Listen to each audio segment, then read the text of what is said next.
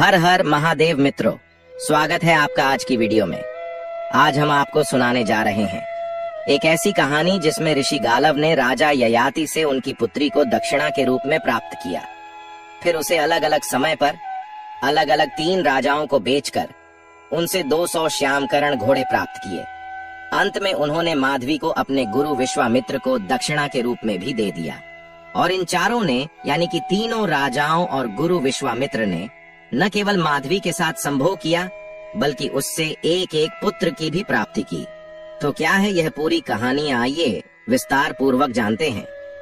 एक समय की बात है, धर्मराज ने विश्वामित्र मुनि की परीक्षा लेने की ठान ली। उन्होंने वशिष्ठ ऋषि का देश बनाया और वे विश्वामित्र मुनि की कुटिया में पहुंच गए।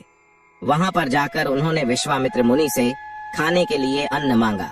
उस समय विश्वामित्र मुनि के आश्रम में बना बनाया भोजन नहीं था, लेकिन दरवाजे पर वशिष्ठ ऋषि को अन्न के लिए प्रार्थना करते देख विश्वामित्र मुनि को खुशी का ठिकाना ना रहा और वे उन्हें थोड़ी देर विश्राम करने को कहकर अंदर जाकर खीर बनाने लगे। इतनी ही देर में वशिष्ठ बने हुए धर्मराज ने दूसरी आश्रम में जाकर अन्न को ग्रहण कर लिया।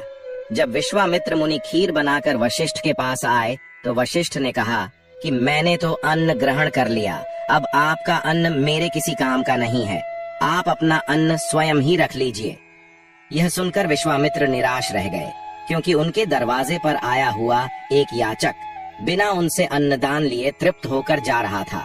ऐसे में विश्वामित्र मुनि उस अन्न को अपने सर पर लिए वहीं क्षण हो गए और उन्होंने मन ही मन प्रतिज्ञा किया कि जब तक यह अतिथि मेरा यह अन्न ग्रहण नहीं करेगा, मैं यहाँ से नहीं हटूंगा। इस तरह विश्वामित्र मुनि को सर पर अन्न रखकर खड़े हुए। बहुत समय बीत गया। उनके आसपास घास फूस इकट्ठे होने लगे। उनके शरीर पर चींटियां बाबरी बनानी प्रारंभ कर दी। ऐसे में एक ऋषि गालव ने उनकी बहुत ही सेवा सुष्मिता कि वे उनका ख्याल रखते, उनके साफ सफाई करते और उनके विश्राम का भी पूरा ध्यान रखते। ऐसा करते हुए बहुत समय बीत गया। तब जब धर्मराज ने देखा कि विश्वामित्र मुनि अपने हठ पर अड़े हैं और उनकी परीक्षा का समय भी बीत चुका है, तो वह पुनः वशिष्ठ के रूप में वहां पर आए और विश्वामित्र से उनके अन्न मांगा। विश्वामित्र मुनि की तपस्या का ही प्रभाव वह प्रभाव था कि उनके सर पर रखा हुआ वह अन्न इतने समय के बाद भी तुरंत पकाए हुए अन्न की भांति ताजा था। धर्मराज ने उस अन्न को ग्रहण किया और विश्वामित्र मुनि अपनी हट से बाहर निकले। इसके बाद विश्वामित्र मुनि ने गालव की बहुत ही प्रशंसा की और कहा कि तुमने मेरा बहुत ख्याल रखा, अब मैं अपना ख्याल खुद ही रख लूंगा, तुम यहाँ से जा सकते हो। जब विश्वामित्र मुनि ने गालव से कहा कि तुम यहाँ से जा सकते हो, तो गालव ने विश्वामित्र मुनि से गुरु दक्षिणा मांगने के लिए कहा। उन्होंने कहा कि जब तक आप मुझसे गुरु दक्षिणा नहीं मांगते हैं, तब तक मेरी सेवा सफल नहीं हो पाएगी। इस पर विश्वामित्र ने कहा कि मैं तुमसे प्रसन्न हूँ, मैं तुम्हारी भक्ति को ही अपनी गुरु दक्षिणा समझता हूँ, मुझे तुमसे कुछ नहीं चाहिए। लेकिन गालव जिद पर अड़ गए और हठ कभी भी भला नहीं करता है। गालव ऋषि के हठ के कारण विश्वामित्र मुनि को क्रोध आ गया और उन्होंने कहा कि हे गालव, यदि तुम मुझे कुछ देना ही चाहते हो तो मुझे 800 श्यामकरण घोड़े ला कर दो, यानी कि ऐसे घोड़े जिनका पूरा शरीर चंद्रमा के समान उजला हो लेकिन उनके कान काले हो। गालव ऋषि के पास धन तो था नहीं। उन्होंने सोचा था कि विश्वामित्र मुनि थोड़े से धन की मांग करेंगे और वे किसी राजा से मांग कर उस धन की पूर्ति कर देंगे, लेकिन विश्वामित्र मुनि ने उनसे ऐसी गुरु दक्षिणा मांग ली थी जो गालव के लिए देने लगभग असंभव थी। इसीलिए गालव चिंता में पड़ गए और उन्होंने भगवान विष्णु की पूजा अर्चना की। भगवान विष्णु उनकी पूजा अर्चना से प्रसन्न होकर उनके पास अपने वाहन गरुड़ देव को भेजा। गरुड़ देव ने गालव ऋषि के पास आकर उनसे उनके मन के संताप का कारण पूछा। तब गालव ऋषि ने प्रारंभ से लेकर अंत तक अपनी सारी कथा गरुड़ देवता को बता दी। गालव ऋषि के दुख को सुनकर गरुड़ देवता ने कहा कि मैं तुम्हें चारों दिशाओं का संपूर्ण रहस्य बताता हूँ। उसके बाद तुम मुझे जहाँ कहोगे मैं तुम्हें वहाँ पहुँचा दूंगा और तुम अपने मनोवांछित फल की प्राप्ति कर लेना। इसके बाद गरुड़ देवता ने पूर्व, पश्चिम, उत्तर और दक्षिण के संपूर्ण रहस्य गालव ऋषि को बताएं। यह सब सुनने के बाद गालव ऋषि ने पूर्व दिशा में जाने का निश्चय किया और वह गरुड़ देव की पीठ पर बैठकर पूर्व दिशा की ओर उधर दल से चले। गरुण अपने बेग में इतनी अधिक थे कि उनके पीठ पर बैठे हुए गालव ऋषि के शरीर में आग लगने लगी। उन्होंने गरुण से प्रार्थना किया कि अपने बेग को कम करें, नहीं तो मैं मर जाऊंगा और आप पर ब्रह्म हत्या का पाप लगेगा। इतना सुनकर गरुड़ देव वहीं एक पास के पर्वत पर विश्राम करने के लिए उतर गए।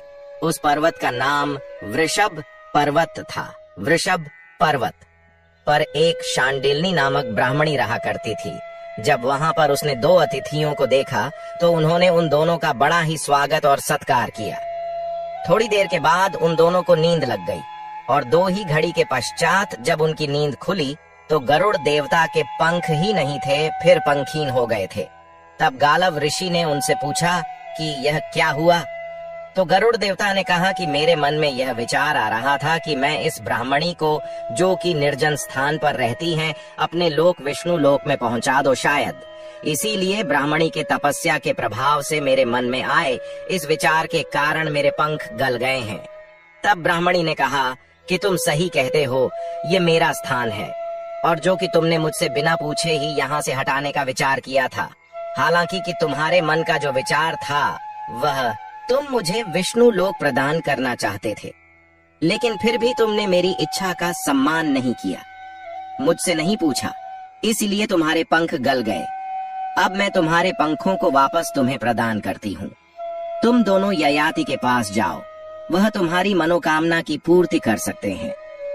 ब्रह्माणी की बात सुनकर और गरुड़ अपने पंख को वापस पाकर गालव ऋषि के साथ ययाति के पास गए। ययाति ने उन दोनों की खूब सेवा की और उनसे उनके आने का कारण पूछा। तब गरुड़ ने बताया कि यह गालव ऋषि है, जो अपने गुरु भक्ति के लिए बड़े प्रसिद्ध है, लेकिन इनके हठ के कारण इनके गुरु ने इनसे ऐसी गुरु दक्षिणा मांग ली है जो यह पूरी करने में असमर्थ है। लेकिन इस पृथ्वी पर आपसे बड़ा कोई सम्राट नहीं है। अगर आप चाहते हैं तो गालव ऋषि अपने गुरु दक्षिणा को अवश्य पूरी करेंगे। तब ययाति ने उनसे गुरु दक्षिणा के बारे में पूछा। इस पर गरुड़ देवता ने बताया कि गालव ऋषि को 800 श्यामकरण घोड़े चाहिए। तब ययाति ने कहा कि मैं यह देने में असमर्थ हूँ, लेकिन मेरी एक कन्या है, उसे एक महात्मा ने आशीर्वाद दिया है। प्रत्येक प्रसव के बाद यह कन्या वापस से कन्या बन जाएगी, कुमारी बन जाएगी और यह कन्या 4 ऐसे पुत्रों को उत्पन्न करेगी जो 4 अलग अलग फूलों को अपना प्रकाश प्रदान करेंगे। मैं गालव ऋषि को अपनी यह कन्या, जिसका नाम माधवी है, प्रदान करता हूँ और गालव ऋषि उसे ले जाकर किसी भी ऐसे राजा को दान में दे दें जिसके पास 800 श्यामकरण घोड़े हों, तो यह अपने गुरु दक्षिणा को पूरी कर सकते हैं। गालव ऋषि को भी यह बात पसंद आ गई और उन्होंने ययाति से उनकी पुत्री माधवी को ले लिया। लेकिन कथा में आगे बढ़ने से पहले सबसे एक छोटा सा अनुरोध है कि आप इस वीडियो को लाइक करके हमारे चैनल को सब्सक्राइब कर दीजिए। इसमें आपका तो 2 से 3 सेकंड का समय लगेगा, लेकिन इससे हमारा चैनल जीवन गति पाएगा और सनातन के लिए किया जा रहा हमारा प्रयास अधिक लोगों तक पहुंच सकेगा। तो हम आपसे इतनी अपेक्षा तो कर ही सकते हैं। अब आइए कथा पर वापस लौटते हैं। माधवी को अपने साथ लेकर गालव ऋषि अयोध्या के